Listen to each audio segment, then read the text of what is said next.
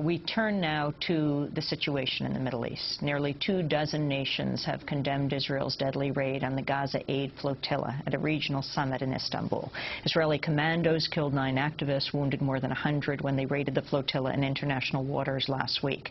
The summit in Istanbul was a meeting of the Conference on Interaction and Confidence-Building Measures in Asia. The Turkish president released a statement agreed to by 21 of the 22 participants in the conference condemning the raid. Israel was the only participant to refuse to sign the document. Russian Prime Minister Vladimir Putin attended the summit and told reporters he would raise the issue at the United Nations of who should investigate the Israeli attack. The Israeli military has announced it will conduct its own internal investigation and has rejected calls for an international tribunal. It'll report its findings on July 4th. Meanwhile, Palestinian President Mahmoud Abbas is arriving in Washington today to meet with President Obama at the White House. Yesterday, I spoke with another one of the survivors of Israel's raid on the Gaza aid flotilla. Hanin Zoabi is a Palestinian member of the Knesset, the Israeli parliament. She's the first woman to be elected to the Knesset as a representative of an Arab party. She was aboard the Mavi Marmara, the lead ship in the flotilla, where all 9 activists were killed. She witnessed some of them bleed to death. When she returned to Israel to speak in the Knesset, she was verbally assaulted by parliament members for her participation in the flotilla. I reached her yesterday in Jerusalem. She began by talking about what happened during the Israeli assault. At 4:30 in the morning, when I saw 14 Israeli ships approaching us with a helicopter, each ship with tens of soldiers, I thought to myself that this is not the kind of forces just to stop us. We are 600 passengers. Maybe less than quarter of these forces, maybe less than fifth of these forces can just prevent us very, very easily. And I actually, maybe for the first time I think in my life, I was very afraid.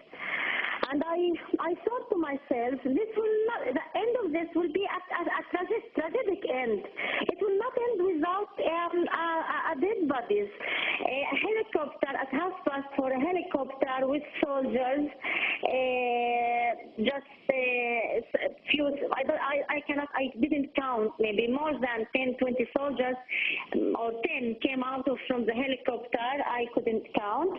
And they start, not the soldiers inside the helicopter, the soldiers inside the ships surrounding Marmara started to shoot. I don't know if it is a real bullets or it is just noisy bullets. I don't realize, but all of us were in panic, all of us were afraid, and most of us entered the room. After 10 minutes, 2 injured, seriously injured, went inside the third floor, and they died after a while. Then after 20 minutes, another 3 came inside. 1 died after a while. They were hurt in their neck, in their head, and in their stomach, and the 4th and the 5th man didn't die. They just bleeded till death. I approached the soldier with a sign in Hebrew, asking them for a medicine for to give us medical help for the 2 injured who are bleeding.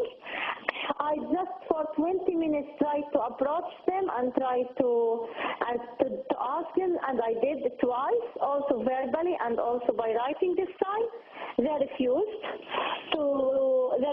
just to give us this support, and the 2 men died after maybe half an hour.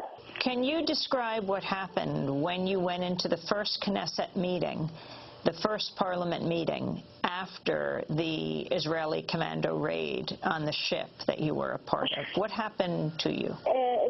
During the first meeting, there was a hard aggression. They called me traitor, terrorist. Where are the knives? Where do you hide the knives? And even sexual sexual remarks, even things related to my age, even things related to the fact that I'm a single, I'm not a married woman.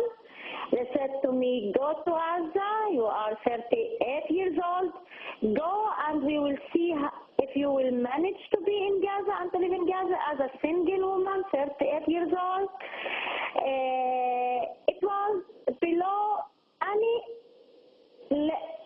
level. It was below not just unethical remarks and not just unhuman remarks. It was something that I never imagined to be in the parliament. It was something unbelievable. They couldn't argue with me on the political level. They couldn't challenge my political discourse and claims. I was in a political activity. I am against siege. I am against occupation. What happened in the Flotilla is not, this is what I said in the Knesset, what happened in the Flotilla is not the big crime of Israel. This is the small crime of Israel. The big crime of Israel is the occupation and is the siege. And I am against, and it's my right to be active. This is what I am for in the Knesset. The people didn't vote for me just to sit down and just to agree with Israeli policies. I have a program. I have a political program. I have a vision of democracy. I am a citizen and I take my citizenship seriously. I have a vision of equal rights